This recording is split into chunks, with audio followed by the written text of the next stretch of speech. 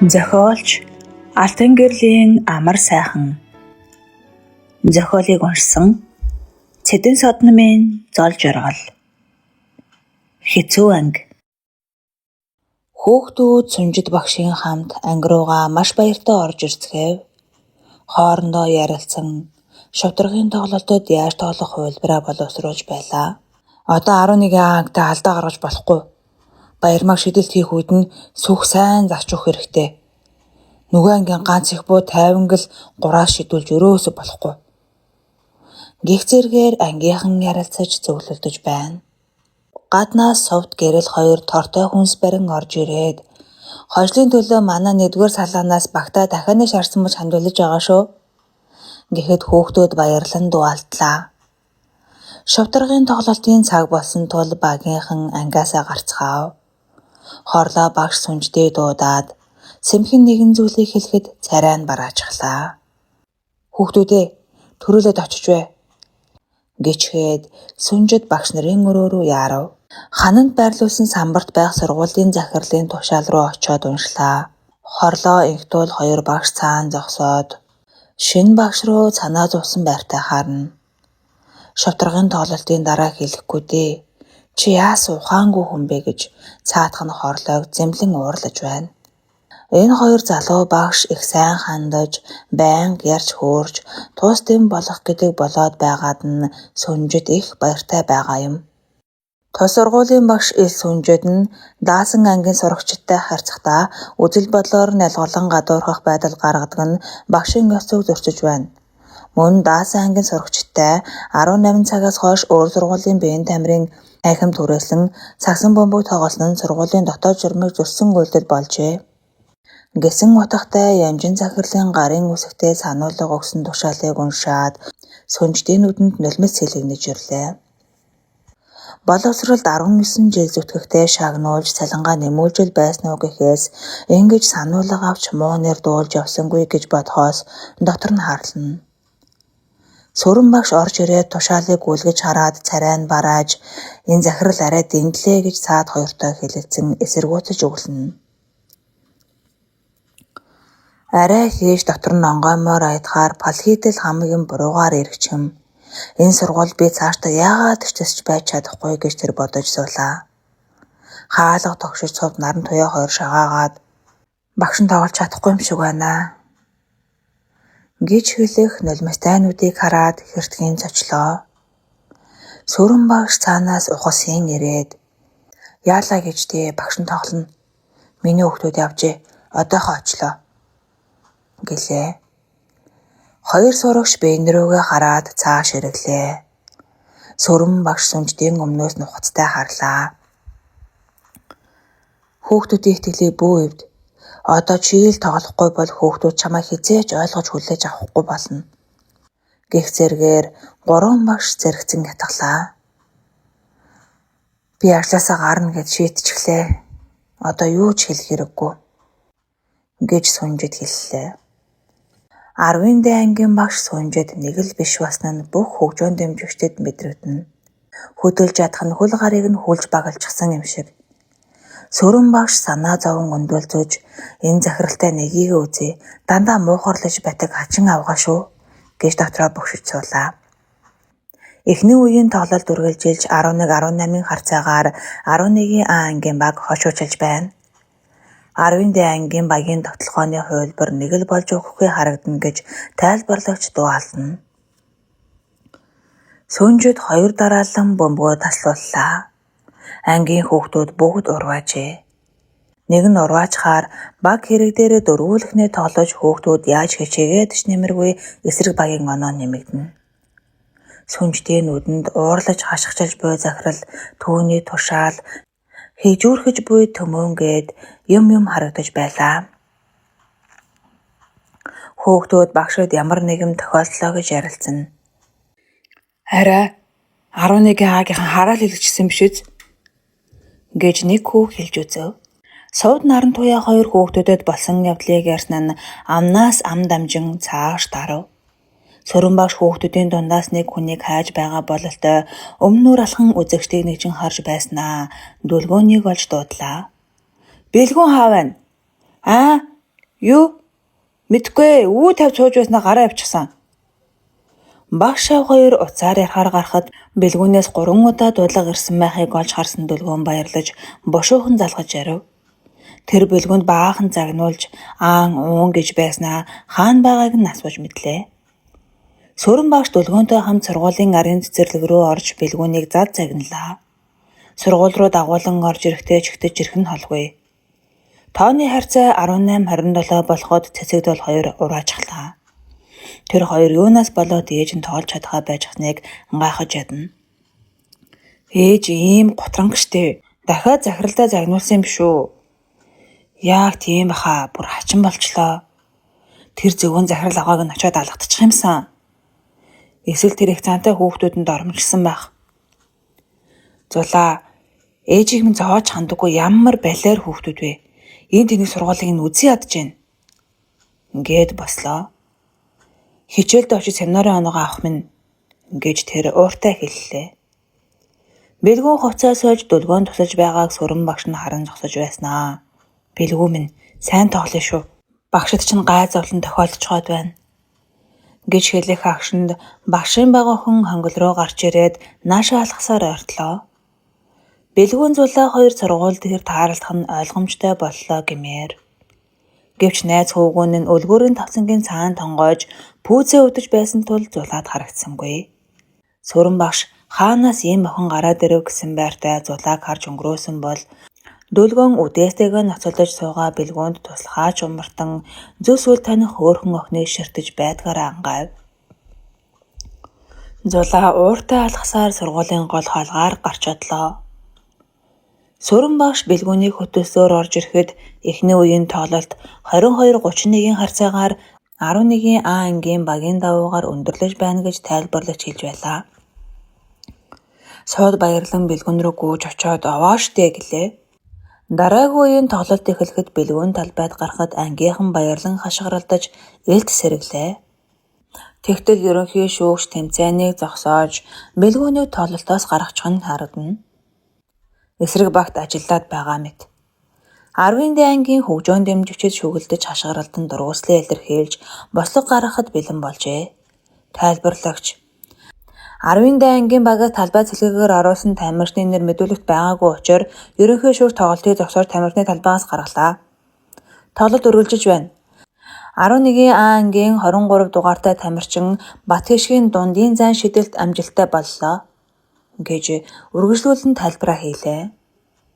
Сүнжид багшийн шидэлт дахиад л оновчгүй боллоо. Наран туяа шүүгчээс зөвшөөрөл аваад багшигаа сэлгэхэд Сүрэн багш түүнийг гараас нь чирэг шахан заалнаас авч гарч байгаа нь харагдана. 11-ийн А ангийнхан болио багшигаа заавал багтаа оруулна гэсэнд өрөмтэй штэ гэж хашгиралдаж эхэллээ. Дасгалжуулагч хүүнч шүүгчдэд гомдол мэдүүлж байгаа бололтой. Ерөнхий шүүгч тоглолтыг дахиад л зогсоолоо. Хувцсны өрөөнд эрхлэгч Сүнжид багштай ярилцаж байна. Сүрэн багш эрхлэгчийн үгийг дэмжиж толгой дохиж зогсно. Сугар эрхлэгч Сүнжид багш руу ууртай харлаа. Чи яах вэ? Яваад өгдөг ээж. Энэ хүүхдүүд чи үлдэн штэ. Эдний сэтгэлд нь байгаа очиг чи хайр найргууд эвслэх гэж үү? Чиний хаяад явах гэж байгаа хүүхдүүд муу анги гэсэн хаягтай үлдэх гээд байна. Гэж тэр бараг л хашгирлаа.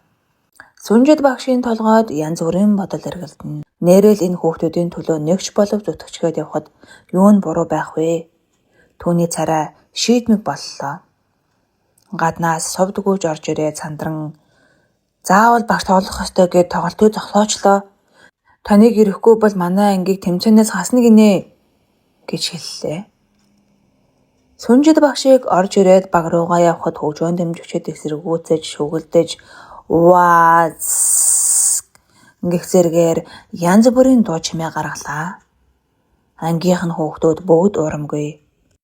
Тэд хааштай хожигдсан гэд итгэжгсэн сууцгаана. Багш байрлалаа эзлэн зогсоод гол суудалд суух захирал руу заналтаа хэлэм хийлээ. За хүүхдүүдээ багш нь одоо тоглоно гэж урамгүй царайлах багийнхандаа хэллээ. Тоглолт сэргээд явчихад 10-д ангийнхан босч ирлээ. Холбогч багшид бөмбөг дамжуулахад хууралтын орж шидээд 2 оноо авахд хүүхдүүд баярлан шугалдлаа. Үүнийг дагаад багийн хүүхдүүдийн тоглолтож сэргэв. Оноо эргэлзээр нэмэгцээр л. Гэвч алдсан оноогоо нөхөн гэдэг тийм амар биш. Гол суудалд захирал хямсгаар дүртэй суугаад сүнждийн сайн тоглож байгааг Ярван харна. Хүүхдүүд багшийг дэмжин хашгиралдах бүрт гэдэс дотрыг нь төмөр сэрээгээр түнхөөд байх шиг болно. Тэр эрхлэгчид хандан "Муу юм чи муу юмдаа сайн юм гэвч" хэмээн хэллээ. Энэ үг сугар эрхлэгчийн уурыг дүрсгээлхэн тэр. "Бид муу юмар тэмцээ явуулж байгаагаар таарах нэ. Чи дандаа хүний өгсөрж эсэргүүцэх юм аа. Харин та юу ярьж байгааг мэдэж гэнэ үү? Улс муу юмнуудыг тоглоулах гэж спортын ордон барьж, муу хүүхдүүд бэлтгэх гэж биеийн тамирын хичээл заадаг бол таарах нь уу? Надад чамтай цэц булаалдаж суух сонирхол алга. Дуугүй байж үз." Захирал эрхлэгч хоёр ийхүү хэрэлдлээ. Бүхэл бүтэн зохицолбор сургуулийн захирлын амнаас ийм үг гарч болох уу гэхээс эрхлэгчийн ой готно.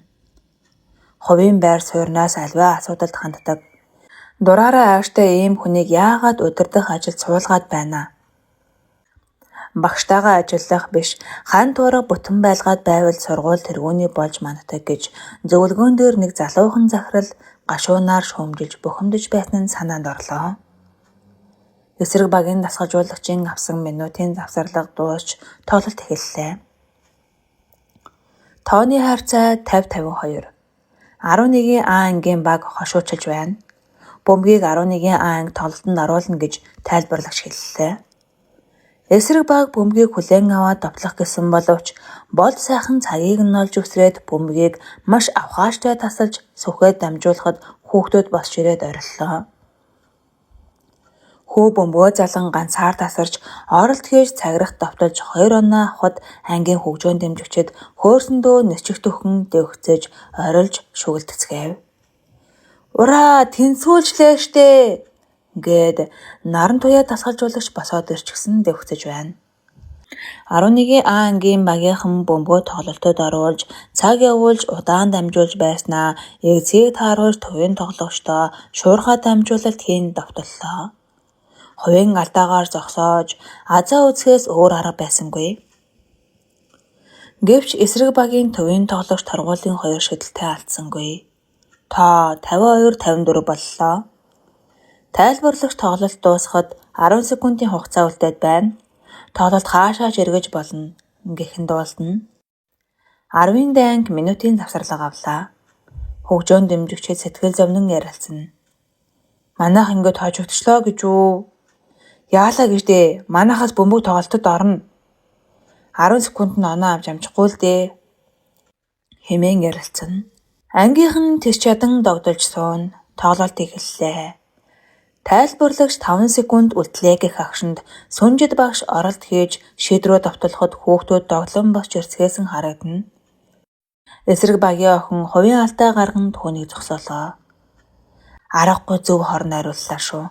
Муу хорт могойнууд" гэж дөлгөөн суудал дээрээ өглөж гараа атхан өвдгөө цохино. Торгуулийн шидэлтийн шугам дээр сүнжид багш очиж зогслоо. Тайлбарлагч "Хугацаа ганцхан секунд үлдсэн байна. Тамирчин торгуулийн шидэлтийг хоёуланг нь оновчтой хийвэл 10-ийн дайнг оноог тэнцвүүлж нэмэлт цаг сунган тоглоно. Хэрвээ нэг л шидэлт алдвал шууд 11-ийн анги хожих боломжтой. Тэгэхээр энэ маш хариуцлагатай шидэлт" гэж хэлхэн суйратан сонсогдно. Бэлгүүн цүнхтэй хувцаа өөрөн газар ширтэн гэрлүүгээ алхаж явна. Түүний нүдэнд залхуутай солбох 2 хөл гутлын хоншоор нь харагдана. Дөлгөөн тэнэгч нь тэмцээн битгий үзгээд байхад ухаан алгаа. Тэр нэг юм хөгжөөн дэмжээд "Сүнжид багшаа" гэчгсэн сууж байгаа гинэ. Гэхдээ сүрэн багш юу хэлчих вэ? Сүнжид багшаа зовлон учирсан гэвөө. Ойрын хүн насарсан бах та. Тийм болж хэцүү л байна да. Би ээжийг алдахад ямар байлаа да гэж бодож явлаа. Удсан дуугарч дэлгэцнээ зулаа гэснээр байхыг хараад бараг л дэвхэрчих төхөөд нүд сэргэлээ. "Чи яагаад уцаа авахгүй байгаа юм бэ? Өчигдөр ороочин бас өнөөдөр ч залгалаа" гэж бэлгүүн гомдол мэдүүллээ. Өчигдөр чи ирээгүйгээс болж хүн андуурч бөөн будлаа утгасаа. Том асуудалд ороод арай хийж мултарсан. Уулзаа тухтай ярий гэж хүү хэллээ. Бэлгүүн зулааг сургуулийнхан нүднээс очиж авахаар тохиролцоод толгой өргөн түргэн алхлаа. Бошуухан гараж руу очиж мотоциклаа гаргаад найз охин руугаа явна гэхээс болдгсон бол нисчихмээр. Шүүгч зөвшөөрөлгүй Сунжид багш торгуулийн шидэвт хийхээр бөмбөгөө өмнө ойлголоо. Эсрэг багийн хөгжөөн дэмжигчид "Үү" гэх чимээ гаргаж саад хийхийг оролдоно. Багш тайван шидэхэд бөмбөг цаграгт очиж эргэлдэн яг гадагш гарах нөө гэлтэй болсноо дотогшоо унтлаа. 10-ын дэ ангийнхан зүрхэн хаагдах төгснөө зэрэг дуалдлаа. Нөгөө ангийнхны царай баргар болжээ. Дараагийн шидэлтийг хийхдээ багш бөмбөгөө өмнө арай л олон ойлгоод байна уу гэмээр эсрэг багийнхан "Үү" хэмээх өнөөх авиагаа үргэлжлүүлнэ. Сунжид бөмбөгөө шидэхээр мөрөн дээрээ авчирлаа. Түүнд муу малаа гэж шаарлаж буй захирал харагдаж шүдээ зов. Шидэлтээ хийлээ. Бөмбөг цаграгны ар дээр цохин овс хитвэл байснаа гадуур унлаа. Шидэлтийг алдчихсан тэр. 11-ийн А ангийн хүүхдүүд бүгдээрээ цавхран босч ирв. Хүүхдүүд багийнхнаа бүчин бөөгнөрч шавлаа. 11-ийн А шилдэг үү? Шилдэгэ гэж тэд хоршоор хуцах гэсэн мэд хашгиралтна. Оддын ангийн хүүхдүүд царай бараан чимээгүй зогсно. Баярлаж орлолдож байгаа ах ангийнхан руугаа гунигтай харна. Зарим охин уйлж байна. Эсрэг ангийн хөгжөөн дэмжигчид 11-ийн А, 11-ийн А, 11-ийн А гэж хоолой нийлүүлэн хашгирч гардуулж эхэллээ. Цэцэг нулимсаа орчин зогсно. Хүрэл медаль гардуулсны дараа Сунжид багтайгаа мөнгөн медаль зөөв. Эцэст нь 11-ийн А анги алтан медаль цомоо авахдаа танхимыг нууртал хашгиралдаж байлаа. 10-ын дэ ангийн бүх хүүхдүүдийн царай баргар, зарим нь ууртай гарч явж байгаа харагдана. Холимог багийнхан ангидаа цуглараад хувцас сож байтал хожсон ангийн хүүхдүүд хонглоор өнгөрлөө. Баярлан хашгирч цомоо дээр өргсөн явна. 11-ийн А анги хожсон уу? Хожсон. 11-ийн А анги хүчтэй юу? Хүчтэй гэж хоолой нийлүүлэн хашгирч өрсөлдөгч ангийн үүдэнд зогсож байснаа цааш явлаа. Анги доторх хүүхдүүдийн хор шар буцалжээ. Зарим нь уйлсан хэвээр. Хүүхдүүдээ бид сайн тоглосон. Гутрах хэрэггүй. 2-дугаар байр гэдэг чинь бас том амжилт штэ хэмээн наран туяа багийнхны сэтгэлийг засах гэж хийсэн нь буруудлаа. Хүүхдүүд түүн рүү асар их хорсол зандалтай харлаа. Зарим нь дайж ядан гүйж ирээд зохиод авч мэдхээр харагдана. Чи ичээч. 2 жил хадгалсан цомыг алдчихснаа сайн тоглосон гэхгээ юу? Гэж хашгирлаа. Бүгд уур цухлаа барьж ядна. Хинхийг наран туяаг нь дасгажуулагч хийдэг гэж юу эдээ? Хэмээн нэг хүү ууртай хэллээ. Хүүхдүүд ам амандаа шуугалдаж хожигдсон багийг дасгажуулагчийг бас багшийг зүхэцгээв. Наран туяа сувд баярмаа гээд энэ удаагийн тэмцээний бэлтгэлийг зохион байгуулж өдөр бүр гүйж байсан охтод ингэж хэлүүлэх гэдэг туйлын хүнд бүх сэтгэлээ зориулсан ажил нь ингээд нурчих юм гэж сансангүй. Сунжид багш нарын өрөөнд гунигтай сууж байлаа. Сүрэн, хорлоо, инх туул 3 багш түүнийг тайвшруулж захиралд ингэж амархан бууж өгөхгүй шүү хөдөлөө гэж ятгана. Юу нээж туханд хөрөлгүй хаалгадыг ичгэвдэ. Сайн бод гэж тэд гуйна. Өнөөдрийн болсон явдал зүүд мэт. Хүүхдүүдийн Сунжид багшаа гэж хоолой нийлүүлэн хашгирч хөгжөөн дэмжиж байсан нь чихэнд сонсогдох шиг. Тэр гайтай тушаалыг уншаад баяр хөөрн хоромхон зүрт оргүй арилсан нь зэрэглээ шиг нүдний өмнөр хөвөрнө. Сүүлчийн шидэлтэй хийхдээ сэтгэл хөдлөлтөд автдаг нь шүүвдээ гэж өөрийгөө зэмлэлээ. Олон тэмцээн үзсэн хашир тоглогч байдлаа ийм алдаа гаргана гэж байх уу? Шидгээ болоод нэг том амсгаа авчихсан юм гэхэд тэгж алдахгүй л байсан да Гэх бодол түүний толгойд хөврөлдөнө. Их хотод шинэ өглөө ирлээ. Орсны жижигрүүд орчноо цэвэрлэн зогсно. Сүү зардаг эмээ сүүдэрвчдээр суугаад гарч орох хүмүүсийн гарлуу гордон харна. Сав суулга барьсан хүн үзэгдэхэд нүдэнд нь ноч гийгээд баяртай мэдлэн өгтөж өнөөдөр сайхан сүүтэй ирсэн гэх дандаа хэлдэг цайлган үгээ хэлээд цагаан сүгээ уудлана. Гэрэл орсноос гарч ирээд эмээгийн дэрвдүр гараад хичээлдээ алхлаа. Сүүний эмээгийн хоёр нүднээс хамаагүй залуу хэдийж цогж авахаа нь хавгүй буурсан хоёр нүд орц руу бас гордон харж байснаа нуруулаг охиныг дагуулan гөлрлөө. Гэрлийн аав цагаан утаа дэрэгдээ тавиад хүнсний дэлгүүрийн арын шигүү буйсны завсраас охиноо харж суугаан ийн.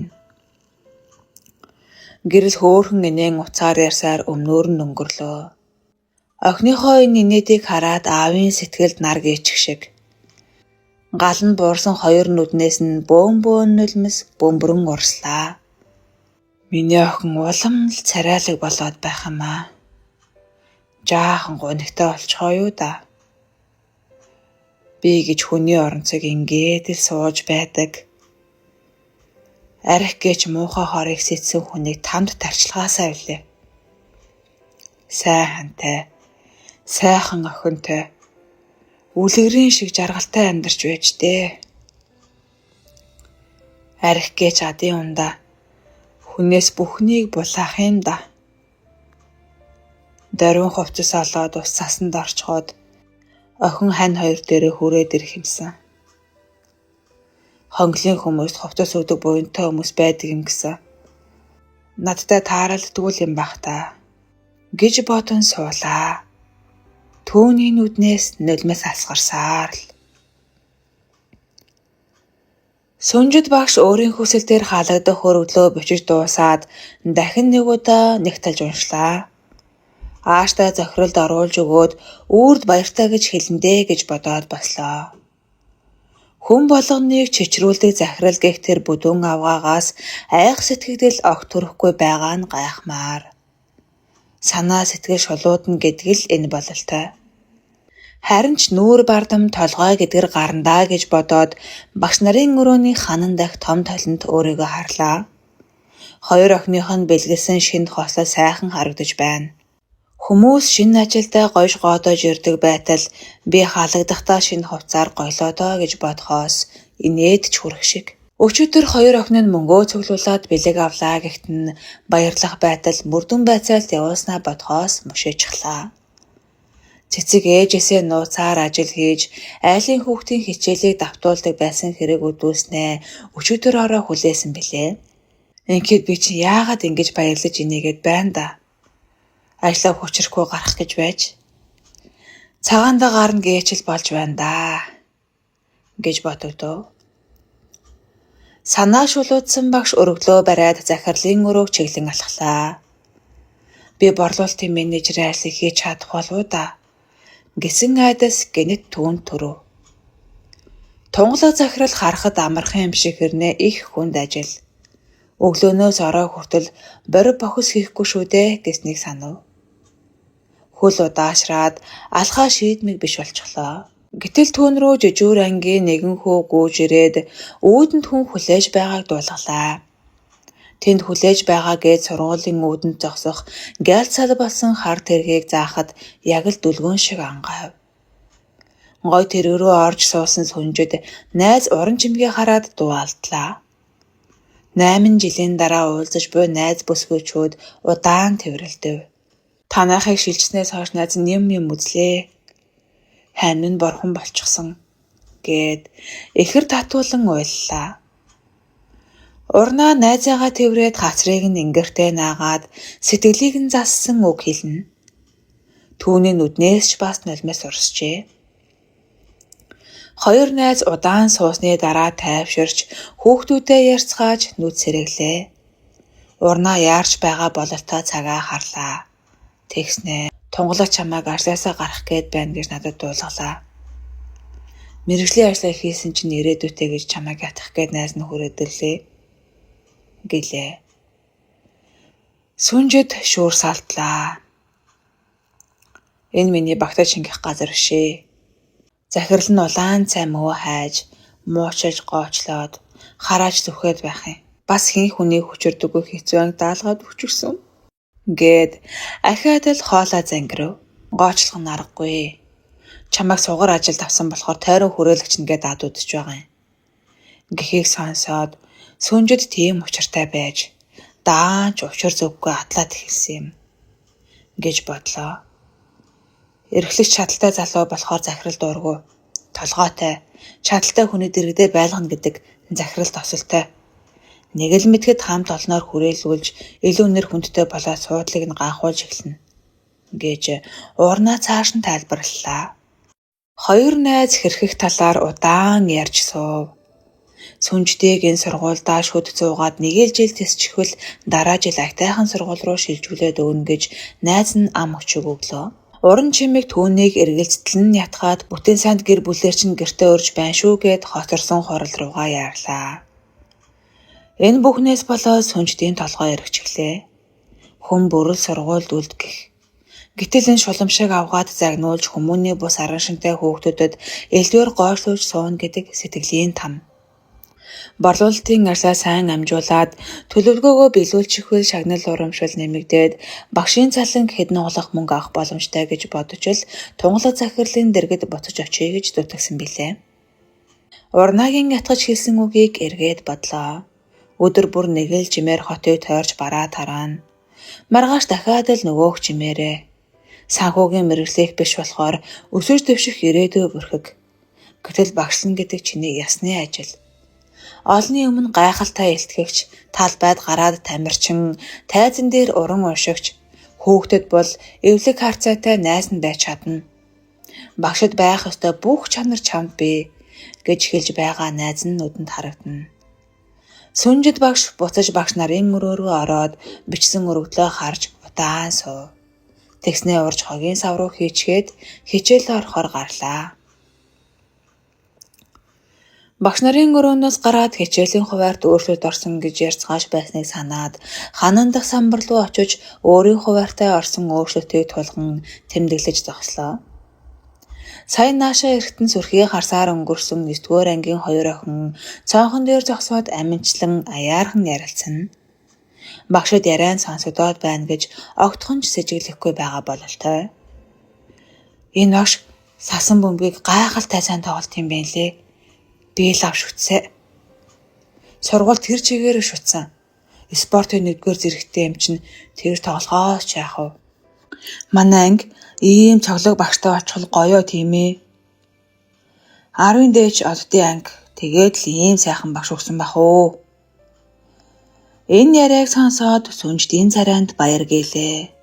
Бас баг зэрэг ичиж улаачих шиг. Өөрөөрөө бахархах сэтгэл төрлөө. Хүүхдүүд таныг удахгүй хүндэлдэг болно. Харж л байгаарай гэж хэлж буй огт нь нүдэнд тодорлоо. Би ямар азар хаалгадыг зүгээр өглөө оруулаад өгчихсөнгүү вэ гэж хүртэл бодогдлоо.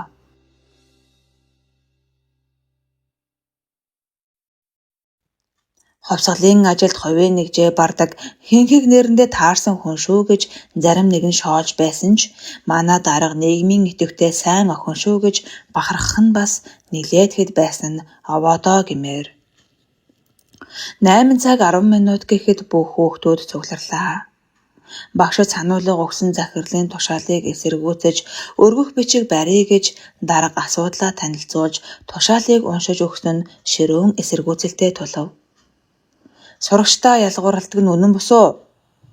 Сүнжид багш сувтаа хоёртоо л өвсөрхий болоод байгаа гэж шоолж хөхрөлдөөд тоосонгүй. Орон цагаар тоглох санаачлаг Сүнжид багшаас гарсан биш биднээс гарсан. Үүн дээр ядахтаа багшигаа хамгаалъя. Гэхдээ санаачлаг гаргаснараа сувд та хоёр бурууддгийн байгаа биз. Очоод наад тушаалынхаа нэрийг нь солиулаад наран туяа болгоулчих. Хаа гээд дахиад л доогтой нэлдэж эсэргүүцэн хашгиралдаж байлаа. Наран туяа энэ бүхнийг сонсоод үнэхээр урам хугарав. Ангийнхан яагаад ийм хачин яаштай юм бол доо гэж бодхоос гутарчихлаа. Шудраг бус тушаал гаргасан захирлыг эсэргүүцэх гэсэн санал нь хад мөрөгхөн нэн. Ангийн хурал хийх гэсэн орлого бүтлгүүцсэн ч дарга гандан буурсангүй. 15 цагт наран туяагийн бүлэглэл нууц уулзалтад цугларав.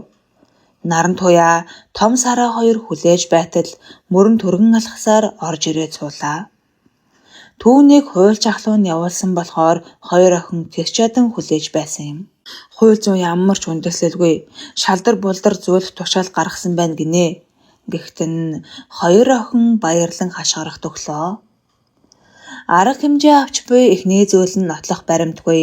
Хоёр дахь зүйл нь сүнжид багш өөрөө бэлтгэл хийх тухай зарлаагүй тохиолдолд үндэслэлгүй гэж ах нь хэлжээ.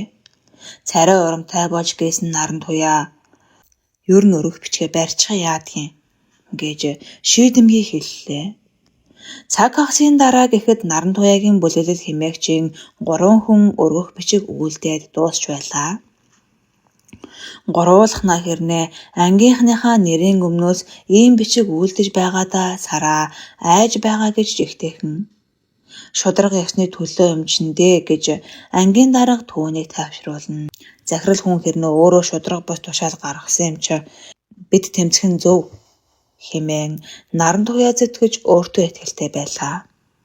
Гурвуул өргөх бичгээ нэгтлэн уншаад хэвлэж аваад мөнгө нийлүүлж интернетийн цагийн хөлсөө төлөөд гарцгаав. Наран туяа шийдэмгий мөрөн бодлогоширсон сараа айсан царайтай харагдана. Багш нарын өрөөнд дэвтэр засаж суусан сүнжид ажилдаа улаарад цаг нэлээд ороотсныг анзаарсангүй. Хаалга дуурахад л ханандах цагийг анзаарлаа. Сөрөн багш орж ирж түүнд ойртож суугаад ярьж эхэллээ. Захиргааны хэргийн шүүхэд хандвал чамайг 100% яална гэж байна. Миний шав их сайн өмгөөлөгч гэж хэллээ. Зарга хийгээд хэрэг байна уу? Дарга даамал танил талтай хүн л тэр шүүхэд чинь ялдаг гэвэжтэй гэж сүнжид хэлээд саналыг оошоосонгүй. Багш түүнийг зөвшөөрүүлэх гэж зүтгэж нилээд ятгаж суулаа. Шүүхтэд яах вэ? Явандаа энэ хүмүүс намайг ойлгоно үсттэй. Иш чиний бодож байгааг дээ. Цаадуул чинь ойлгохтол бүтэн 100 өнгөрөндөө гэд сөрөн багш толгоос ихсэрлээ. Хаалга дахин онгойж хаажид багш орж ирэхэд хоёр багш нэгэн зэрэг төөн рүү яоцгүй харав. Сүнжид дэвтрээ бушуухан эмхэлж хураагаад сөрөн багштай хамт гадагшаа гарахын төс болсон бол хажид хоёр багшийг юу ярьж байсныг тогтоох гэж буймит царай руу сонжин ажиж байдгаараа соотойж мөрөн мөшгөж ул шагаах дондоо бүрэн авцсан харагдана. Ээжийнх нь барааны борлуулалт муу болохоор гэрэл санаа зовж байлаа. Дараа сарын байрны түрээсээ цуглуулах гэж ээж нь хуруу хумсаа хуглах шахаж байгааг тэр мэднэ. Наран туул захын орчимд хашаа байрсан түрээслэх юм биш үү гэж ээжтэй хэлж үзв. Энэ хямрал ирнэ гэдгийг мэдсэн ч болоосай. Нодлон ууршин палан цулан байхын оронд мөнгө хураахгүй юу гэж ээж нь амаа барина. Хоосоо хонох шахчээж миний хадгаламжаас сэрлээч тий гэж гэрэл хэлвэл ээж нь цовчлоо. Хоосон хонож байсан ч чиний нэрийн хадгаламжинд хүрэхгүй. Дээд сургуулийн төлбөр чинь штэ гэж бараг л хашгирлаа. Орон цагаар ажил хийж ээжтэй тус болох уу? Тэр ёстой ярихгүй. Хичээлээ л хий. Сайн сургуульд ороод өгч үз. Ээж нь болно бүтэн гэсэн дүүрэн итгэлтэй байгаа шинжтэй. Хүмүүс төр зуур лайдас тавтаж байгаа. Удахгүй тайвшраад хувцаа аваад эхлэндээ. Нэвтрүүлгээр тэгж яриад л байх юм гэж тэр хэллээ. Охин цонхны өмнө зогсож байсан тул өөдөнд Тэмүүний гэрийнхэн үнтэй ганган тэрэгнээс бууж байгааг харлаа. Ээж нь гэрлээг гэрхаа ажиж сууна. Тэмүүний дүү нь ямар хөөрхөн охин бэ? Ийм хөөрхөн охин дүүтэй болох юмсан. Шулганаад л юм асуугаад л гой байдаг бах та гэж гэрэл бодлоо. Харин Тэмүүний ээж нь түүнд ягаад ч юм таалагддаггүй. Хямсгар дээгүүр зантай авгаа гэдэг нь хальт таарлахад л ойлгомжтой байдаг билээ. Бороо шуурхтай шүн захирал сургуулийн барилгаа яаж байгаа бол гэхээс унтчих чаддгүй хүн. Бүхнээс түрүүнд ажилдаа ирчихсэн байна. Сургуулаа тойрон шалгаж орчин болоод хичээлийн байрны цэвэрлэгээ, ангиудын ариун цэвэр, эд аж ахуй тоног төхөөрөмж ямар байгааг шалгана. Түүний хурц нүдэнд өчүүхэн толовч өртдөг. Аж ахуй авч явах талд түүнийг гүйцэх захирал ховор гэдэгтээ маргах хүн гарахгүй. Энэ бол түүний сайн тал. Захирал өглөөний үйлсгээ дуусгаад өрөөндөө орж суутал өнөөх хил ам таталдаг хэцүү ангийн 3 хүүхэд орж ирлээ. Бид сургуулийн захиргаанд албан ёсоор өргөх бичиг гардуулахаар ирлээ. Гэхдээ захирал ашгүй дээ. Бас багшаа эсэргүүцгэнэ гэж бодож амжлаа. Мөрөн нилээд шийдэмгий том дугаран өргөх бичиг уншиж дуусахад захирал уурандаа багтарчих төглөө. Багш хүүхдүүдийг ялгуурлаж ханатыг хэсэг талаар явуулсан судалгаанд бүгд үгүй гэж хариулсан гарын үсэг энд байна гэд наран туяа шийдэмгий харлаа. Наран туяа минь чи бүр болжээ. Ангиа сайхан авч яваад байна гэж санаж байсан чинь яана гинэ? Танд бидний занаж зүхэх хэрэг байхгүй. Өргөх бичигт заасан шаардлагыг 5 хоногт багтаан биелүүлэхгүй бол дараагийн шат захиргааны хэргийн шүүхэд бид хандах болно гिचгээд ангийн дарга цэргүүдэд дагуулan гарч явлаа. Сурагчдыг хаалга хаамагч захирал өргөх бичгийг бадаж хан руу шидлээ. Уура яагаад ч барь дийлэхгүй байгаа шинжтэй. Нарийн анжуур гаргаад асаах гэвч гарн чичрээд чадсангүй. Уурандаа тамхиа бас шидлээ. Мэддэг бүх хараалаа барагтал сүнждийг зүхэж байлаа. Захирал тэр өдөржингөө бухимдлаа. Ядахтаа сэтгэлээ онгойтол яриа цууж хүн байхгүй. Хажид нь нийслэлийн боловсролын төв сургалтанд сувгаар явчихсан. Өрөөнд дотуураа найс цайж хөлгөж өглөж сансан хэвээр. Дэмий цонх руу очоод тайвшрах санаатай амсгаатаж зогтол сүнжид сургуулаас гарч алхасаар хар машин руу очиж суухан тэр. Энэ мөчн бүр шин Nissan Maxima суугаад ажлаасаа явдаг болоо шүү. Их амтын юм аа. Гэж тэр бачимдлаа. Байж суухын ч аргагүй болж зүрхэн цээжин дотроо дэлбэрхнүү гэлтэй. Ширээгүй өшөглөөд унахчмаар босноо сандал дээрээ унаад бачимтан амсгаадлаа. Сүнжид найзтайгаа ганганхаар тэрэгний арын суудал тухлаад ярьж явлаа. Сургуульдаа үлдэх шийд гаргасныг нь заавал тэмдэглэн гээд уран чимэг найз нь зоогийн газар руу авч яваа нэн. Найзууд зоогийн газар төрж тухаллаа. Хоёр нөхөр маань хаяа нэг балгачдаг. Чи бод хоёр загнаж хашгичаад сүуд болдог. Тэнэг байж дээ. Жилд ганц уухт нь ханаа яах гэж загнадаг байваа гэж одоо харамсах юм. Ингэж хэлээд сүнждийн нүднээс нулимс бөмбөрөн унлаа. Уран чимэгч бас гунигллаа. Түүнд сүнждийн талигаач нөхөр гүндүүгийн сайхан залуу бодогдлоо. Хоёр нөхөр нь заримдаа ан хөөцөлнө гээд 2-3 хоногор алга болчихдох нь бараг л араас нь явах нь холгүй болцоож санаа зовдөг байснаа дурсаад инээлтлээ. Найзынхаа сэтгэл завьртай байгааг ажиглаж сууснаа уран чимэг чи шүд зуугаад нэг л жил тэсчих гэх үгээ дахиад л хэллээ. Би одоо шилжихгүй гэж боддог болсон. Намайг дорд үзээд байгаа хүмүүс хэн гэдгийг харуулна. Харж л байгаарай гэж сүнжид шийдэмгий хэлэхэд найз нь гайхав. Сүнжидээс ийм үг сонсох сайхан. Амьдралын нухчаа зовлон бэрхшээлийн өмнө өвдөг сөхрөөд уруу дороо явсан хүн ийхүү гэнэт өөрчлөгдсөнд уран чимэг ихэд баярлалаа. Миний найз чадaltaй, мэдлэгтэй сайн багш. Удахгүй өөрийгөө мэдрүүлээд хамт олонныхоо дунд хүндтэй хүн болчихно гэж бодлоо. Хоёр найз зоогийн газар нэлээн орооттол суув.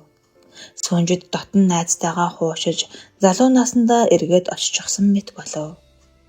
Төвний амьдрал жаргалтай, ирээдүйн гэрэлтэй гэгээтэй санагдана. Урд нь энэ тухай боддоггүй, үргэлжил яанда, яаж болгондоо, чатгал байгаа да гих зэргээр өөрийгөө шаналгаж үлбгэр сул дорой хүн явжээ. Би чинь хоёр сайхан охинтой хүн. Удахгүй амьдрал тэгшрээд явчихна гэж бодлоо. Сугар аливаа юмд уултай, суйртай, шинжлэх ухаанчаар хандах дуртай багш. Их сургуульд ордог сэтгэл судлалын хичээлээ өмнө сэтгэлээсээ сонирхож, цахим мэдээлэл ухаж, ном цуглуулж, нэмэлтээр их зүйл судалдаг байсан онц орлоготон оюутан. Шинжлэх ухааны мэдлэг дээр түүний мэдрэмжийг нэмжихээр гайхамшиг гэвч цогцолдог. Багш нартай зөвлөгөө өгөхдөө яг л хүний оюун бодлыг уншдаг тусгай багшны дэлгэцнээс харж байгаад хэлж буй мэт оновчтой байж чаддаг хүн. Хоёр хүү ялагдлаа хүлээн зөвшөөрч чадахгүй сэтгэлийн хүчтэй хямралд орчихсон байгааг эрхлэгч мэдэж байлаа. Элэг доог болгож байсан амхавтар амьтныг нь сурагчид хүлээн зөвшөөрөөд хүндлээд эхлэхээр тэр хоёр яах вэ? Шууд бусдыгаа дагаад тэр нурмарыг хүндлээд эхлэхгүй гэж эрхлэгч бодож суулаа. Тэмүн бэлгүүн хоёр бол манлайлагчид. Ангийн бүх хүүхэд тэдний үгийг сонсдог. Анги бүхэл сургуулийн хүүхдүүд тэр хаяараа Тэмүн бэлгүүн хоёрыг мундаг гэж үздэг, биширдэг. Ингээд бодохоор тэр хоёр зүгээр л нэг ялагдчихыг хизээж төвчихгүй. Тэгэхээр сүнжид багшил буул хийж ухаалаг харцаж энэ хүүхдүүдийг зөв залгах хэрэгтэй болж байна гэж тэр бодно. Ангийн багштай зөвлөж ярилцахын тулд тэр энэ талаар сайн бодож тунгаав. Ангид нь хичээл ордгийн хувьд хоёр хүүг сайн ажилласан байлаа. Сүнжид багш эрхлэгчийн өрөөрөө орж ирэхэд юуны түрүүнд ангийн багшийн ямар бодолтой байгаа, хэрхэн дүгнэж байгааг нь асуулаа. Эрхлэгч хэдэн өдрийн турш энэ хоёр хүүгийн тухай бодож тунгаасан бүхнээ ярьж, багшаа санал асууж, харилцан ярилцаж зөвлөлөө. Сүнжид багш намайг хөдөөнөх гэхээс л байж чадаад байгаа гэх өнгөцгөн дүгнэлтэд явснаа бодхоос өөрийгөө чамлаж суув. Ангийн албан ажил гарахад хоёр сурагчтай заавал ярилцаж зөвл, саналыг нь асуу. Тэдний тухай сайн сайхан зүйл сонсож дууснаа хэл. Сайн тамирчин гэдгийг сониноос уншснаа яар. Ажил санаачуулж сэдвүүл. Тэр ажлыг нь үнэн сэтгэлээсээ дэмж.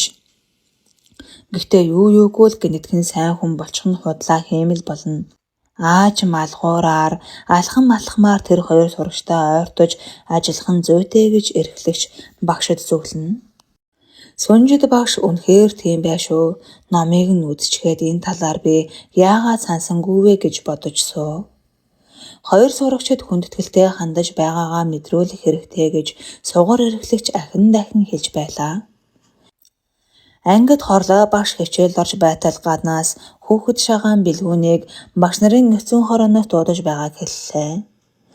Энэ бол сургууль дээр хэрэгжиж буй нэгэн төслийн санхүүжилтээр байгуулагдсан хороо.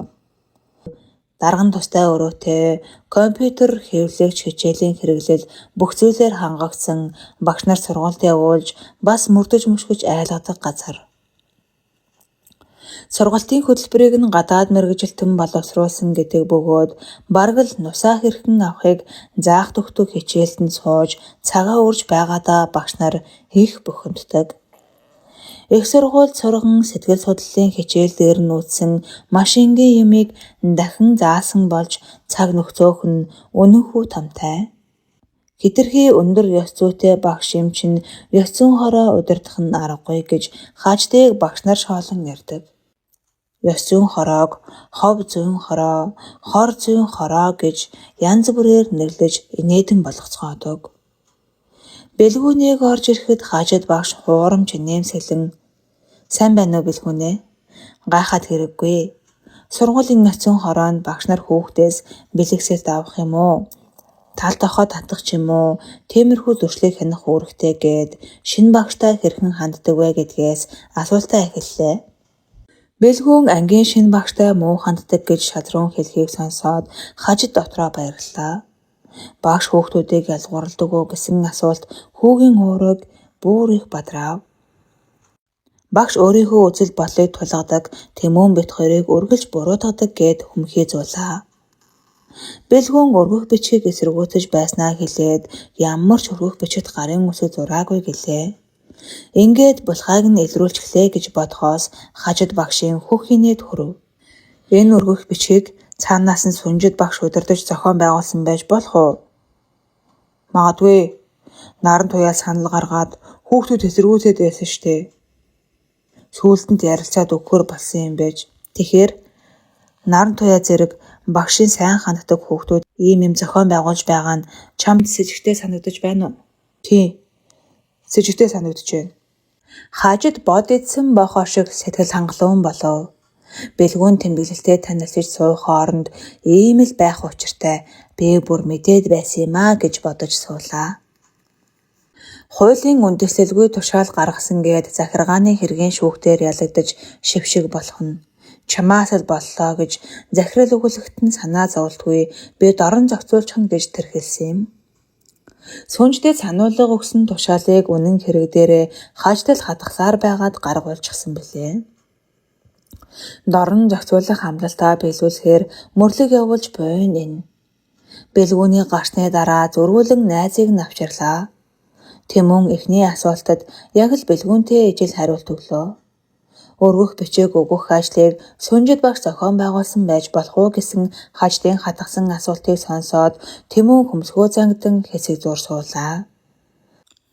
Энэ хачин багшийг зайлуулж байвал юу ч хэлсэн яа тийм гэж түүнд гинэт бодогдлоо. Хүүгийн царай ууртай болоод тийм ойлгомжтой штэ. Наран туяа мэтийн сүнжлийг тойрон хүрээлэгчэд анх санаачилж гаргаж ирээд ангид нэг их тэмцлэг авахгүй байсан. Сүүлдэн тэгээд гарын үсэг зурулсан юм байна гэж ууртай өнгөөр хэллээ. Тэмүн мэдүүлэгтээ гарын үсэг зураад гарсны дараа хажид ялагчийн дүртэй мишээж суулаа. Ингээд муу насгар хүүхний булхайг хөдлөшгүй баримтаар нотлохоожуулчихлаа. Чи юм уу одоо сургуулиас зайлахгүйгээ хайчдах юм гэж бодлоо. Бушуухан очиж захирал дуулахыг байз гэхээс тогтож ядлаа. Хичээлээ тараад гэрлүүгөө явж байгаад Тэмүн гудамж цэвэрлэж буй улбар хантаастай ажилтны дэрэгдүр гарлаа. Шанаарунд хөл сурсхийг тоохч үгүй шалмаг хөдөлж сормог ажиллахыг нь харж саатмаар. Аав нь замын төвжээнд гэлдэрч байхдаа хотоо цэвэрлэж гутал тослож байгаа хүнийг харахаараа гуйлга гуйж сууснаас 1000 дахин дээр ариун цагаан хөдөлмөрөөр болсон зөксөм талах шиг амттай зүйл үгүй гэж хэлдэг нь санагдлаа. Цааш алхаж байтал нэг хүү саяны ажилчны дөнгөж цэвэрлээд өнгөрсөн зам дээр заримгны цаасаа хээв нэг хайж харагдлаа. Тэмүний уур дүрс игээд явчихлаа. Хүүг загнах гээд наанаас нь ууртай алхаж очоод гинэн цайлган харцтай нь тулгараад цогтвслаа. Тэгснээ бие барьж айдуу зөөлнөөр ахын дүү хаясан цаасаа аваад тэр хогийн сав руу хийж өгтөх үү гэлээ. Хүү өмнөөс нь харж гайхснаа дуулууртайгаар цаасаа авч хогийн савнд хийгээд Тэмүний өмнөөс хөөхөн бор нүдээ бүлтгийг л харлаа. Үүнээс хойш цаасаа дандаа хогийн савнд хийж байгаараа заа юу гэвэл хүү заа гэчгээд холтов. Хэд алхаад эргэн харах нь өхөөрдөм. Тэмүн тэнгэлзэн зогсноо буцаж алхаад гудамж цэвэрлэж буй хүн дээр очиж халаасаа уудаллаа. 10,000-д бас 2,000-д гээд хэдэн дэвсгэрт гарч ирлээ. Ахаа та ядарч байгаа байлгүй дээ. Энэгээр хоолнд орчхоорой гэлээ. Ажилчин чин сэтгэлээсээ баярлаж хөлсөндөө халтарсан царайд нь цагаан цайлган инээмсэлэл тодорсон харагдана. Буйнаа нэм. Ах нь өнөөдөр хэдэн хүүхэдтэй мах гуралтай очих нь. Эрдэм мэдлэгт шамдаад эх орондоо эхийг бүтээгээрээ. Гэлаалаа хөөмн гэж тэр ах өрөөгөөд үлдлээ. Нэг хүнийг ч болов баярлуулж чадлаа гэж бодхоос Тэмүн урамтай алхлаа. Цайлган нүдтэй хүү дахиад хизээж хог хаяхгүй байх гэж төвөнд санагдана. Ажилчин ах орой очоод хүүхдүүдтэй шинэ махтай хоол хийж өгнө гэж бодхоос сэтгэл онгоогод сайхан. Тэмүн цаашаа алхаж явснаа энэ ахыг яах вэ баярлуулчихлаа. Өөр нэг хүнийг яалаа гэж гинэт бодлоо. Хажид багшийн өрөөнд хийсэн үйлээ бодхоос дотор нь харлаад явчихлаа. Би худлаа хийсэн шүү дээ. Гэр бүлээд хижээж ядаж байгаа ядарсан ганц би эмэгтэйг ажилгүй болгосон гэж тэр өөрийгөө зөвглөө. Яах гэж чи улаан цам худлаа мэдүүлэг өгч байгаа хүн бэ? Чамд тэр эмэгтэй ямар юм хийсэн бэ? гэж бодхоос хэлээ хөтөлчихмоор. Тэмүүний саян баяр оргүй замхарч толгоогоо унжуулан доош харан алхав. Толгойд нь шаналгаат бодол эргэлдэн. Тэмүүн гэрлүүгээ царай баргар орлоо. Түүнийг ээж нь ухтаад хүслэнтэй горвол дэлгүүр явъя. Шинэ гэрийн театр аавна бас хувцас цуглуулъя гэлээ. Хаашаа ч явах хүсэл алга гэж хөө ууртай хэлээд өрөөндөө орж хаалгаа чанга хаалаа. Ээж нь хаалганы бариулыг зөөлхөн дарж онгойлгоод түүн рүү санаа зовсон байдалтай харлаа. Ойрдоо яач гад байна хүү минь? Яагач вэ? Багш нар чинь дарамтлаад байгаа юм биш үсттэй. Үгүй ээ. Ээжийнхэн царай аажмаар хувирч ууртай боллоо. За. Би очиж уулзлаа шүү. Ангийн багш, захирал, эрхлэгч бүгдтэй нь очиж ярив. Яхаараа зүг зүгээр байсан хүүхэд сургуулаас ирэх бүртээ сэтгэл санаагаар унаад, уурлаж сухалдаад хар архигээд байдгийн гэж заналтай хэллээ. Очмоор байвал очил доо. Би маргааш тэнийг ээжтэй тэнийг Тэмүүн гээд сургуулаар нэг яриулъя гэснээ. Тэмүүн ээжигээ өрөөнөөс түлхэж гаргаад хаалгаа хаачихлаа. Ээж нь зочны өрөөндөө суугаад уцаар ярьж буйн Тэмүүн цансуудна. Хоёулаа хүүхдээ өөр сургууль шилжүүлье. Тийм ээ. Гүй чи бодоод үзээч. Сургуулаасаа өдөр болгон бухимдаж ууралсан ирээд байна штэ. Хүүмэн гутраад сэтгэл санаагаар унаж гүйцлээ. Харин ээ гин шүү. Хүүгээ шилжүүлье. Бүр өнөөдөр яг одоо явж олон улсын сургуулийн захиралтай уулзъя хэмээн чанга дуугаар орлон ярьж уурлаж хашгирч байхын сонсогдно. Тэмүүн бачимдаж сууснаа хөгжмөө асааж чихвчээ зүгээд орон дээрээ буруу харж хөвтлээ. Нөхөр нь нас барсан гэр орноо нуруунд дээрээ авч явдаг эмэгтэй гэж эрхлэгч хэлж байсан санаанд орно. Ядруухан энэ эмэгтэй бүтэн сар яг л тэр годамж цэвэрлэгчийг хөлсөө урсгаж байж 200 хэдэн мянган төгрөг олдог. Хоол унд 2 оюутны хувцас, ном, сургалтын төлбөрт яаж хүргэдэг бол? Гэтэл энэ мөнгө Тэмүүний ээжийн өрөөсөн гуталтаж хүрэхгүй. Хэдэн цаг хөвцнээ ч мэдсэнгүй нэг мэтэл аав нь өмнө суугаад чихвчийг нь зөөлөн татаж байна. Хүү хөвцөн чигээрээ аав удаан ярьж суулаа. Тэмүүн ааваараа бахархдаг. Монголдо толгой зогтөг архитектор гэж аавыг нь хүмүүс магтаж байгааг олон сонссон. Нийслэлийг чимж байдаг олон барилгын зураг төсөл түүний уруу ухаанаар бүтсэн гэд бодохоор омогших сэтгэл төрдөг. Нэг мэдтэл Тэмүүн аавдаа өнөөдөр хийсэн бүх бузар булайгаа дэлгэн ярьж суув. Хөөн худлаа хэлчихсэн. Ядарсан эмэгтэйг хоолноос нь салгачихлаа. Би одоо яах вэ гэлээ. Аав нь яг ямар асуулт тавьсан, юу гэж хариулсныг нь нэгнгүй асууж, нухастай бодож тунгааж байгаа шинжтэй сууж байснаа. Миний хүү санаа зовлтгүй. Аав нь өглөө очиж наад бүх асуудлыг чинь зохицуулж өгнө. Амлаж байна гэж хэллээ. Маргааш өглөө нь Тэмүүний аав захирлын өрөөнд маш омогтой сууж байлаа. Янжин захирал наан нь бүндүнэн нахилзан. Өнөөх чонын юм шиг хүүтэн харцсан оргүй болжээ. Эцэг ууртай ярьсаар л тэр байцаал хийсэн багштай ямар ч байсан арга хэмжээ ав.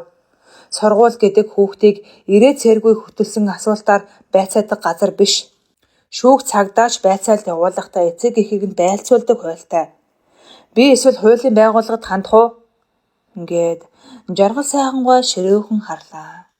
Захирал баргал сүгтгэн холгүй өг дуугийн зөвшөөрч ам өчөөгөн бүхэлжлөө. Хүүгийнхээ мэдүүлгийг шаардаж буцааж аваад санаа намарсан бололтой гарахаар болсон эцэг нэгийг санав бололтой. Энэ мэдүүлэгт хэлэгдсэн үгийг ашиглан хэн нэг ялангуяа тэр багшийг буруутгахгүй гэсэн албаны амлалт надад хэрэгтэй гэлээ. Нэг ч өгүүлбэрийг тийм юмд ашиглахгүй. Би бүр бичгээр амлалт гаргаж өгье жаргал сайхангаа гэж захирал хэлэхдээ хаж даас болж ичвэртэй зөөлд хотголдож эцэг эхийн өмнө нүдний булаа болж байгаадаа үнэн хүү бантаж байлаа. Миний хүүгээс дахиж ямар нэгэн байдлаар мэдүүлэг авч байцаасан байх юм бол шууд хуулийн байгууллагад хандна. Өмнөх энэ хэргийг ч сөхөн гэдгийг хатуу анхааруулъя гэж Тэмүүний аав заналтай хэлээд гарлаа. Аав хүүгийнхээ ангийг хайж нилээд мөнгнөв. 10-ын аль бүлэг гэдгийг энч мэдэхгүй эхнэр лүгээ уцтаж аашлуулан байж ангийг олж очиж хаалгаар хөөхөд шиг шагаан уулзах зөвшөөрөл гуйлаа. Асуудлыг бүрэн зохицуулсан шүү гэд мэдүүлгийг нь үзүүлж одоо санаа зовох зүйлгүй хичээлээ л хий. Готарч гунж ээжийнхээ санааг битгий зовоо гэх үгийг сонсоод Тэмүн урт амьсгаа авав. Аав нь ч мөн санаа сэтгэл нь амарсан байдалтай зогсож байснаа цагаа харах нь яарч байгаа бололтой. Багштай нь уулзч амсангүй дараа ирэхээс гэснэ шат руу алхлаа. Яг энэ агшинд захирал бууны нохоогоо өрөөндөө дуудчихсан зэмлэж байна. Чамаас олж хичнээн ичвэ. Нүүр хийх газар олдсонгүй ингэж тэр өвлөнө. Бүхэл бүтэн цогцлбор сургуулийн захирал байж хуулийн ийм энгийн залт мэдсэнгүү гэж намайг гайхаж байгаадаа гэд бараг л 3 давхрын доор өөдөнд суугаа чих хатуутай жижүүр өвгөнд сонсогдохоор чанга чарлав. Өрөөнд дотоороо холхож байснаа гомдчихсон суугаа хаждыг хараад захирал гинэт сэхээ орлоо. Үүнээс хойш альбаад бодолтой ултаа суйртай хандаж байгаач гэж үнэн ч хамтран зүтгэгчтэй гуйсан өнгөөр хэлэх нь энэ хүүхэн л байхгүй бол ганцаараа болно гэдгээ мэдэрдэг шинжтэй. Тэгээд ч яаманд ажилдаг хаждын эгчийн буйнд сургууль дээр хэд хэдэн төсөл хэрэгжиж байгаа. Дээрээс хийж буй шалгалт элдв зүйлд урдаа барих бамбаатай санаа амар байдаг билээ. Захирал хаждын өмнө шалдаа буугаад тайвшруулах үг хэлж тамхиар дайлж бараг л 7 холгүй болсон суулаа. Тэмүн хичээлээ тараад гэрлөвгөө явж байна. Түүнд өдөр бүр алхдаг гудамж нь зөрж өнгөрөх хүмүүс, мөчөр дамжин жиргэх болжмрууд бүгд өнгөлөг болчихсон харагдана. Өвдөж шаналж байсан хорхоотой шүдээ эмчид очиод суг татуулчихсан мэт сэтгэл нь нэг л тэнүүн. Дүлгөөн түүнийг дуудан араас нь гүйж ирж явна. Найзаа хараад баярлалаа. Сүүлийн үед Тэмүн зуудаг нохоо шиг уурж тасчих гээд байгаа учраас хоёр найз нь дүүлдэг болсон. Дүлгөөн ганцаардаад хэцүү байгаа гэж тэр бодлоо. Том алагнуудтай цайлган найз нь гүйж ирснээ Тэмүнийг загнаж зүхнэ гэж айж байгаа бололтой хулмайж зогсноо. Найзынхаа царай тэнгэр байгааг ажаад санаа намарч элдвийг ярилцсан баяртай алхлаа. Дүлгөө нэгэн зүйлийг хэлэх гээд зүрхлэхгүй явснаа ууралвал уурлаг төөрч гэж бодлоо. Тэмүнэ намайг хараавал хараа. Зүхвэл зүх. Гэхдээ л би зөв юм хийсэн гэдгийг мэдэж байна. Маа энэ тасалбар. Би чиний өмнөөс гэрлэг кинонд дурчихлаа. Гэхэн тэр. Тэмүн яг л дүлгөн шиг амаа ангаагаад гэж дуу алдав. Дотроо найздаа баярламаар чимшиг байсан ч ууртай царай гаргалаа. Хайртай хэрнээ ичээд дуугардаггүй хүмүүсийг уулзуулчихад яадаг юм.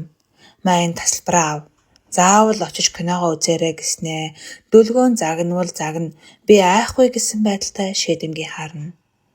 Тэмүн тэсэлгүй мошоочхмаар болсон ч биеэ хүчлэн бариад яг кинонд яваач гэлээ. Явахгүй бол гэрэл чамд гомдно. Тэмүн урьж байна гэж хэлээд зэрэгцээ суудлын чинь тасалбарыг өгчихсөн. Гомдоно яа н өөрөө мэд. Чи цаадахтаа сайн. Гэрэлж чамд сайн гэж дүлгөөн хэлээд тасалбарыг атгуулж хаад цаашаа алхачихлаа. Араас нь худлаа ууралсан болж дуудлаа. Эргэж чарсангүй. Тэгэхээр нь тасалбарыг газар шидчихээд алхлаа. Энэ дүлгөөн хүнд гар юмаа гэхээс инээд хүрэх шиг. Тэгтэл толгойд нь нэгэн бодол харавлаа. Нэрэл очихгүй бол гэрэл тэр чигтээ нүүр буруулна. Яас их гомдох болоо гэхээс хөлн тушигдаж хэргэлзлээ. Буцаж алхаад өнөөх тасалбарыг газраас авч харлаа. Тэр дөрвөлжин цааснаас халуун оргих шиг. Энэ өчүүхэн цаасанд гэрлээ цасардаг өнөөх их дулаан нь шингэчихсэн юм шиг. Тэр ирэх болов. Ирэхгүй бол яах вэ гэхээс нэрлэхүү зан хөдөлчих шиг. Гордоод очдог. Гэтэл охин нь байхгүй гэж бодсноо. Ирэндээ би мэдж байна. Гэрэл заавал ирнэ гэж дотроо хэллээ. Юу мэрж очих болоод явчихваа. Би дуудаж гаргаж ирээд кинонд хамт явах ёстой бидтэй. Нэг байранд амьдарч байгаа хүмүүс байна да гэж бодогдоод Тэмүн тасалбарын цагийг харлаа. 3 цагийн дараа Тэмүн гэрэлтэй зэрэгцэж суугаад кино үзэж байлаа. Соронзон орныг үүсгэж төв зөрхөвч яг дэргэд байгаа болоод тэрөө толгойтой хідэн ус нь өхөр зарааны шиг ар заагаад босчихсон юм шиг оргино. Дэргэд суугаа хөөхөн охинд бүр анхаарал төвлөрснөөс дэлгэснээ юу гараад байгааг ч мэдэхгүй. Хажуу талаас халуун шатаад л яг л бэлгүүний яриад байдаг шиг хэлэхүүгээ магтаж гацна. Сая яаж яваад энд орж ирээ суучихв та гэд эргээд саныг ихээр бүдэг бадаг зүйлс санаанд орно. Ямар маанаг амтэн бэ гэж гэрэл бодож байгаа байх таа гэж ичин дэн дун сууж байтал нэг л мэдхэд кино дууслаа. Хоёул гадагшаа гарч ирэхэд нээсэллийн гэрлэн чимэглэл өнгөнгөөр солонгорч анивчин өгтөө. Гэрэл ихцэж хараад инээмсэглэхэд нь харанхуй байгаа нь ямаатай гэж час улайсан тэмүн бодогдлоо. Гэрлийн өгсөн шоколад ямар амттай юм бэ?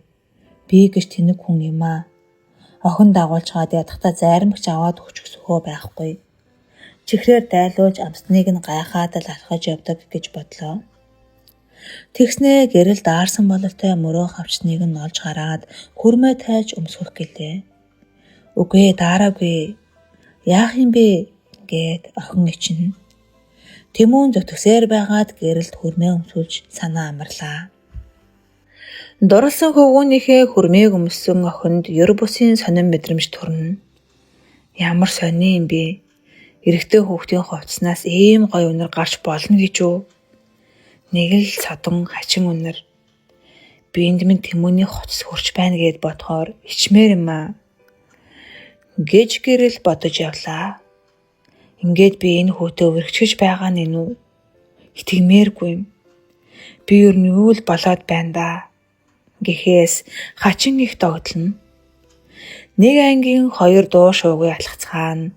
Дурлсан охиноо кинонд дурчгаад юу ч ярьж чадахгүй нүлээдэн боргон яваадаа өөрөөсөө ичмээр. Би ингээд балаа хаа. Охинтой 2 ч үг солилцож чадахгүй юм. Худлаа хэрхээд л байдаг. Хэрэг дээрээ хөгийн бүрэг хүү юм аа. Гэж өөрийгөө голлоо.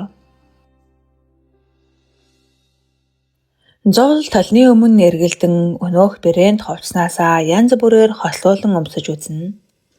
Хувцаа тайлж хідэн дотор хувцастайгаа үлдэн гойлог хөөрхөн бие гайхуулах мэт аяглана. Цэцэг хичээлээ хийх зураа дүүгийнхээ энэ тамтай үйллийг тэсэхгүй харна. Надад өмсөх хувцас алга.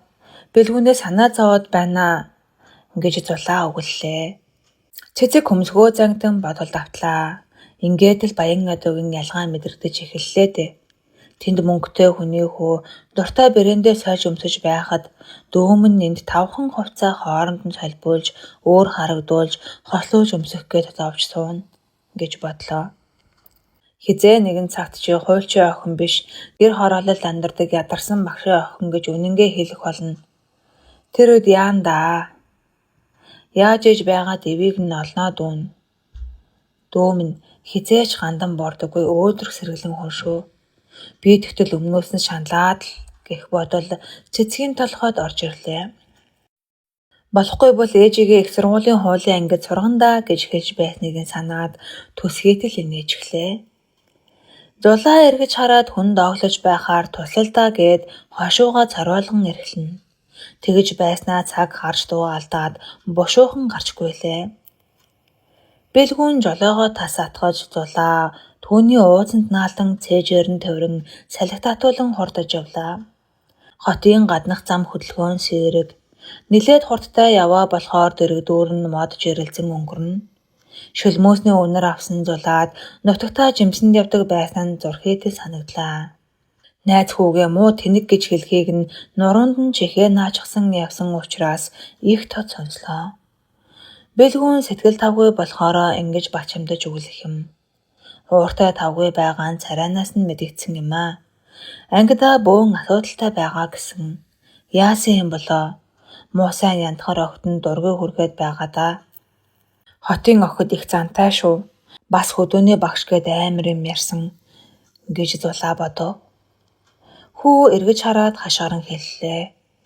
Хоёулаа замаас гараад тэр уулын ороод гарыг. Чи замгүй газраар явж чадах юм уу? Хүү унгаач ба. Айлтгүй Тэмүн бот хоёр зөндөө гарч байсан юм аа. Тэмүүн гэж ямар хаашаа залуу вэ? Хамт зугаална гэж амлалаа л гэх юм. Тэгснээ гутраад гэртээ бүхчлээ л гэх. Сэтгэл санаагаар унаад хэцүү байгаа гэвчхүү. Яасан ч хачин байна дээ. Яг л охин шиг гэж бодхоос Зулаагийн инээд хүрнэ. Тэмүүн гэгч тэр хөөг бэлгүүнтэй хамт цэнгүүн дээр бүжиглэж олны анхаарал татаад байсан хоёр хөөгийн бэрхүүн гэж ерөөсөө санаанд буухгүй яг л охин шиг алхаж гიშгдэг шингэн дуугаар Яна яамааштэй гэж охин шиг дуугарч маягалсан эрэм нь мэддэхгүй хүү гэж төсөөлнө. Бэлгүүн уулын орой ууд мацуулан хаазалж ямаахаага чадмаг жолоотон дээш өгснө. Зулаа мотоцикл гадралдаг болохоор ийм өгсөөрт хөнгөн араагаараа ухас гэтэл зүтгэдэг хүчрхэг эд байна шүү гэж биширч явлаа. Аавынхан цэнхэр планета 3 бол өдөөд нэгдүгээр араатайгаа чарлаж байгсан. Бэлгүүний ард суух бүрд ааваа санах юм даа гэж түүнд бодогдлоо. Хайртай хос уулын оройд гарч хүчрхэг унаагаа тавиад ийш тийш харуулдан зогслоо. Намрын улирал дундаа орсон болохоор ой гайхамшигтай. Тод шар, улбар шар, улаан, ягаан, хөх, ногоон, хар ногоон гээд зүс бүрээр алаглан харагдах нь агуу их зураач тосон будгаар өнгө холоод таталчихсан гэмээр. Хөх тэнгэр цэлийгээд гайхамшигтай сайхан. Миний Монгол нутаг минь гэж Зулаа дотроо дуалдлаа. Эндээс ямар гайхамшигтай харагддсан бэ? Сэтгэл сэрэгчлээ. Харин тийм ээ, хамаг уур уцаар мартагдчихлаа. Бэлгүүнийг мэддэггүй хүн бол энэ жаахан юмтай гэж бодмоор. Амандаа юм хэлж ганцаараа яриад л, орчноосоо тасраад л. Энэ ингээд юунаас ингэж бохомдоод байгаа юм болоо асуучгүй гэж Зулаа бодсноо өмнөө унсан шар навчийг аваад үнэрлэж үзлээ. Хөрс чиг бас ногоон навчих шиг өтгөн шүүсний үнэр гарах нь гайхмаар. Харахад хатчихсан хэрнээ. Найд залуу нь Зулаагийн асуух гээд байгааг мэдсэн юм шиг сэтгэлийн зовлонгоо ярьж эхэллээ. Ангид бөөн тэмцэл зөрчил хөдөөний тэнэг багшаас болоод манай анги 2 хуваагдчихсан. Яхаараа багш ангийг хуваачдаг лээ. Тэмүүн бит 2 тэр багшийг үзээ ядаад харин ангийн хүүхдүүд өмөөрөөд байгаа юм. Хачин балай хөдөөний үгээр хүй яадаг үлээ гэж уулга алддаг тэнэг авгаа. Тааг хөдөө. Зулын царай хувсхийн гүн чочролд орлоо. Тэр дотроо арайчтэй гэж үгэллээ. Тэгснээ бишвэлгүй дээ. Биш л байгаасаа гэж бурхнаас ч юм уу хинээс ч юм гуйж эхэллээ. Тийм байх ёсгүй. Өөр хүн байлгүй дээ гэж гордно. Өөрийн мэдэлгүй чи яаж сургууль сурд юм бэ гэж лавлан асууснаа шал өөр сургууль хэлэндээ харж л байгаарай. Яалаа гэж тийм байх вэ гэж зүрхэндээ шивнэн байлаа. Оч тогтолбор сургууль гэж хариулахад нь Зулаа хэрт хийлээ. Тархи руу нь хүнд лантуугаар л үг хийтэл зогчих мэт. Яг л их бүрдийн домог кинон дээр гардаг шиг орчлон дайвалсан хөрвөлөө. Бэлгүүн ямар нэгэн зүйл үргэлжлүүлэн ярих боловч Зулаа огт сонсохгүй болсон зогсно. Гэр хорооллын шүн ямар чимээ шуугантай өнгөрдгийг Зулаа өмнө анзаардаггүй байж. Өөрийн хашааны банхар болоод хуршөөд өмнө хойд гудамжны ноход яасан ч их баргаж хуцдаг юм бэ. Хинээд ч юм бөөмөд ачааны тэрэгтэй хүмүүс ирж хашааны гүлмэн төмөр хаалгыг нь пүн хийтэл нүдэж чанга дуугаар дуудаж тэрэгний дохоо үргэлжлүүлэн чихэн чиртэй ягнуулна. Харын гудамж хаваас хөгжмийн нүргэн сонсогдож хүмүүс чангаар хөхрөлдөх нь хэн нэгний төрсөн өдрийн ч юм уу найр болж байгаа бололтой. Зулаагийн нойр хулжиж наас цааш хөргөөн хэвтэж буйнэн. Оч сургууль гэж өөрийн 2 чихээрээс гарсаагүй сонссон хэрнээ нэг л итгэж өгөхгүй. Биш байгаасаа гэсэн горлогодоо автсан хэвээр. Сургууль хэд хэдэн 10 дугаар ангитай өөр анги байгаасаа гэж огт найдваргүй зүйлд итгэх гэж хүчлэнэ. Уулын оройд зогсож байснаа Зулаа гинэт бие эвгүрхлээ гэхэд бэлгүүн сандарч бараг шууд эмнэлэгт аваачна гэж зүтгэсэн хэдий ч элдв арга сам хэрэгэлсээр 13 дугаар хорооллын байр руу хөргүүлээ тооцорсон. Орт руу ороод чимээгүй нулимсаа арчин удаан гоноглож зогссноо.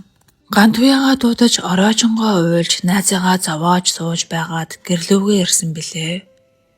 Өглөөгөөр цулаа хэсэгхэн унтаа цэрэгтэн аль хэдийнэ ээж эгч хоёр нь босчихсон байлаа. Ээж нь гарах гэж байгаа харагдана. Зулаа өндийгөөд биш байгаасаа гэсэн горлогодоо хөтлөгдөн асуулаа. Ээжээ, танаа ангид бэлгүүн Тэмүн гэдэг хүүхэд байдаггүй тийм үү? Байдаг. Байдгаар барах уу? Ээжийг нь дорд үзэж шар махтай хатаагаад байгаа хоёр хэцүү хүүхч нь бэлгүүн Тэмүн гэдэг юм шүү дээ. Зулаа буцаж шивтлээ. Нэгэнт иймээс цааш яах вэ? Өшөөдрөл тийм гэдгийг мэдчихсэн болохоор цочирдоод байх зүйл байсангүй. Цэцэг харан бэлгүүн гэх нэрийг сонсоод дотор нь харанхуйлчих шиг боллоо. Сүнжид толь руу харж хувцаа засаж байсан тул хоёр охиныхоо царайны хувирлыг анзаарсангүй. Яадаг үлээ? Чи яагаад асуугаад байна? Арай танилцсан биш үсттэй? Үгүй, манай ангийн хүүхэд танд юм билээ. Зулааг хэнэгч үгүй ингэж хэлэхэд ээж нь огт сэжиг авсан шинжгүй ажилдаа гарч явлаа. Цэцэг дүүрүүгээ харж байснаа орлуу навж очоод харцаараа асуулаа. Дүү нь мөрөө чичрүүлэн уйлж эхэллээ. Цэцэг дотроо очиж тийм хүүхэдтэй учиртаа яах вэ гэж дүү алдаад дүүгээ тэрч аваад чимээгүй суулаа. Дүү нь учир зүггүй уйлсаар л миний дүү шүдээ зууж байгаад март. Тэртээ дэргүү чамд хань болохгүй. Бэлтээ чадaltaй хүний хүүхэд чамайг уйлуулах нь ойлгомжтой байсан штэ гэж цэцэг хэллээ. Би тэр муухай хүүгүүд ядчихэв. Дахиж хизээч уулзахгүй. Зулаа ингэж хэлээд нулимсаа арчин чимээгүй боллоо.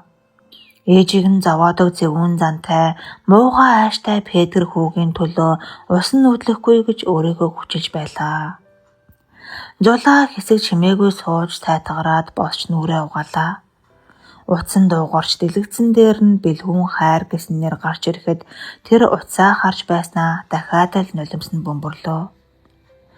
Гудамжуруудан хичээлдээ хамт алхаж явахдаа цэцэг дүүгээ ажиглав. Хэдийгээр наана тэр хөөг зөвхөж шүд зууж байвч цаанаа маш их гутарч сэтгэлийн хямралд орсон нь малай хүндэж мэдгэтгэхээр дүүдээ зам хөндлөн гарахтаа болгоомжтой орой ургааж яваад осолд орчихвоо гэж захиж явлаа.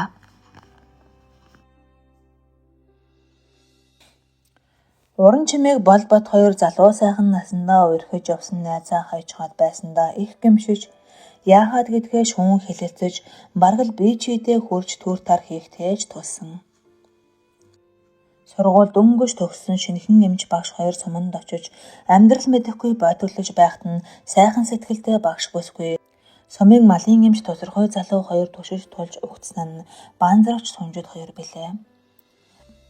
Сумын дунд сургуулийн шинэ багш уран чимээг чадaltaй хэрнээ даруухан бүсгүйтэй дотн үерхснээс хойш хоёр гэр бүлийн нөхөрлөл эхэлсэн.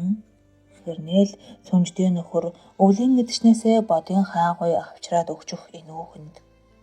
Түлээний асуудал босч ирэхэд таньдаг жолоочоо даачилчихсан хурж ирээд хамт явцгааж хол нутгийн хоёр найздаа чин сэтгэлээсээ тусдсан болдог байж. Эдийн хоёр гэр бүл ах дүүсээс ялгаагүй татансан. Гэтэл Болбат уран чимээг хоёр энэ эрхэм хүмүүсээ мартах төгсөн сууж байдаг. Хотод шилжиж ирсэн эхний 2 жилээ сураг ажиг тавьж ганц нэг уцаар ярьж байснаа л санана. Банзрагч нас бараад 5 жил болчихсон.